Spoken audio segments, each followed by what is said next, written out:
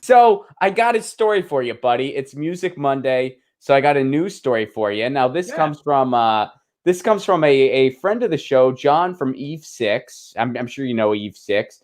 Hmm. He is part of the Union of Musicians and Allied Workers, and today they just launched a campaign. It's called the Justice at Spotify campaign. Now, what they're demanding, we demand to be paid at least 1 penny per stream, and Hmm. this is a form that you can sign. This is Hmm. a petition demanding this. You can go to unionofmusicians.org to sign the Justice at Spotify petition. I'll be signing it later today. I encourage everybody to sign it. You can go to unionofmusicians.org.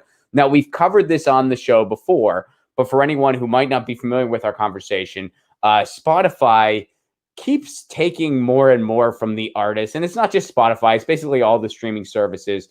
But that's been going on for a long time. And basically, artists are getting less than pennies for the streams that they get, which have made these platforms what they are. And the CEO of Spotify, not the nicest guy in the world, he told musicians, just make more music.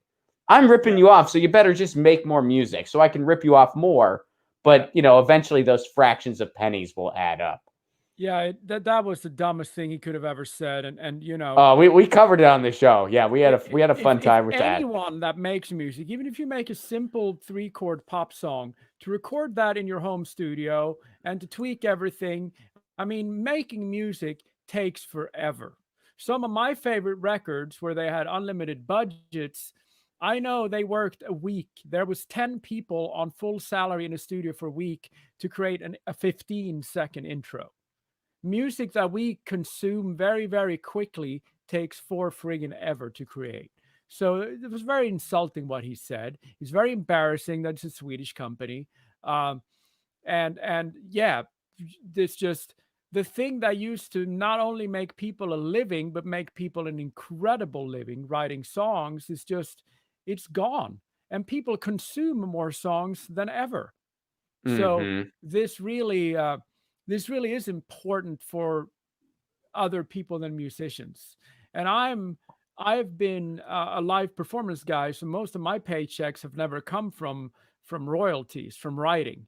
So so my personal I don't feel the streaming thing, but my friends that are full-time writers, it's literally like they live in the pandemic that never ends when streaming started taking off, you Yeah, but know? you feel it to an extent because I mean, you and Anthony, you guys do your thing. You put out your music, and you Yeah. rely on that digital play, and you're getting some of it, and you're not Yeah, getting what you deserve for it. I mean, I'm dealing with. those $50 royalty checks are really amazing. Well, it should be higher than that. Yeah. Like, and I'm feeling it too. Like my comedy, and unfortunately, I was supposed to make another album this year. Now, the thing with the comedy album, you got to do it in front of an audience. You got to do it live for a stand-up comedy album. So my ability to make an actual proper album this year went away with the pandemic. So I wasn't Mhm. able. We were going to shoot it in Portland.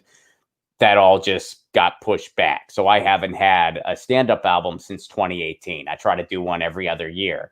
Mhm. So, I'm still, the royalty checks have gotten smaller, just because I haven't put a new thing out. So I still have just the same 4 tracks in rotation on Sirius.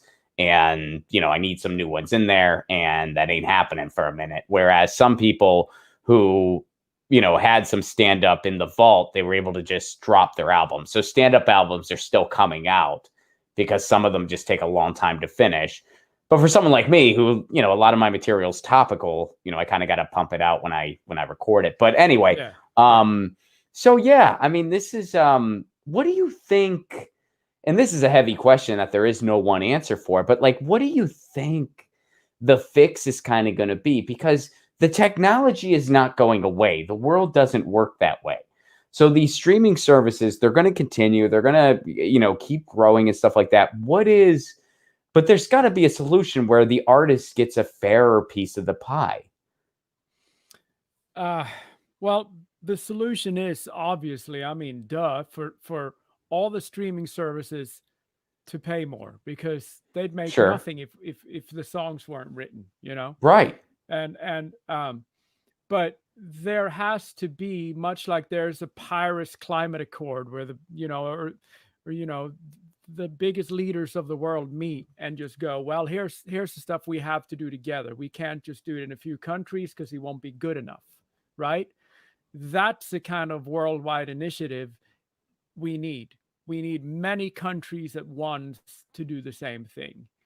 Uh, I think, and to basically force anyone operating any type of streaming service in their country to pay the people that make the thing that they're making money from, you know? Hmm. So I think basically my answer to your question is it will take a cohesive international planned effort.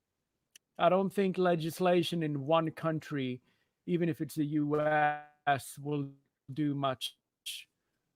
You know, I think it'll have to be a lot of countries at once. They'd have to approach it like it's a climate disaster. And for songwriters to get the same attention as a climate maybe is a lot to ask, but unfortunately, it's going to take something like that, I think. Well, I mean, and again, this is like a very, very, very heavy order, but I mean, also the idea of artists gathering together and saying, we're going to pull our catalogs if you don't treat us better. But how do you Yeah. even begin to orchestrate something on that mass level? I mean, it's going to take people at the top. Yep. You know, I mean, and that's. And here's the problem.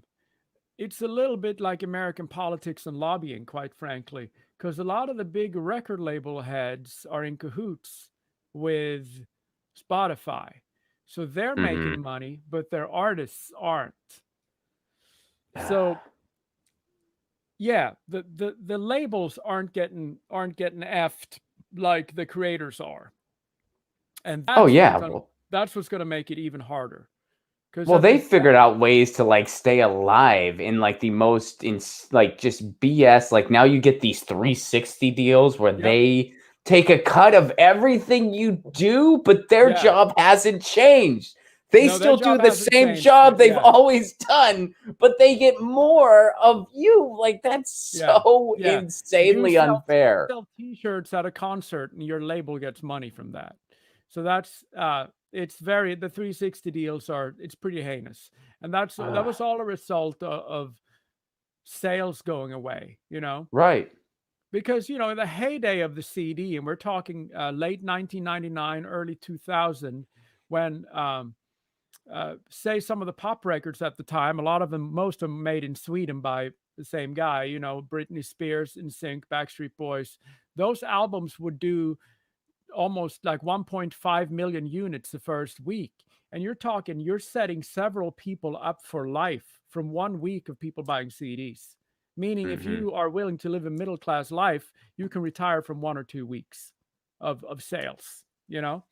And it's incredible that has ever existed, you know? And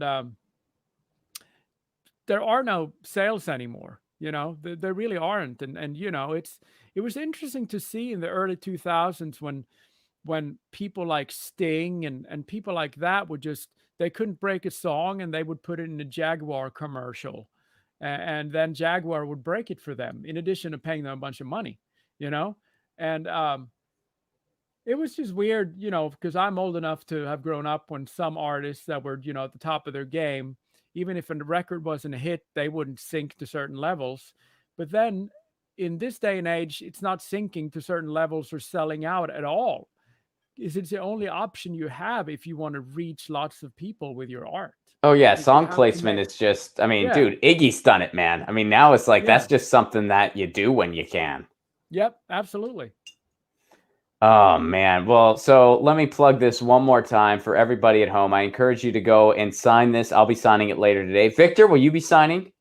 I will be signing. I really appreciate you bringing this to my attention. No problem, buddy. Unionofmusicians.org. Sign the Justice at Spotify petition. Again, that's unionofmusicians.org. And shout out to John from Eve 6 for helping to orchestrate all of this. Get your news on with Ron. Don't you want to know what's going on? We're getting our news on today. Get your news on with Ron. Don't you want to know what's going on? We're getting our news on today.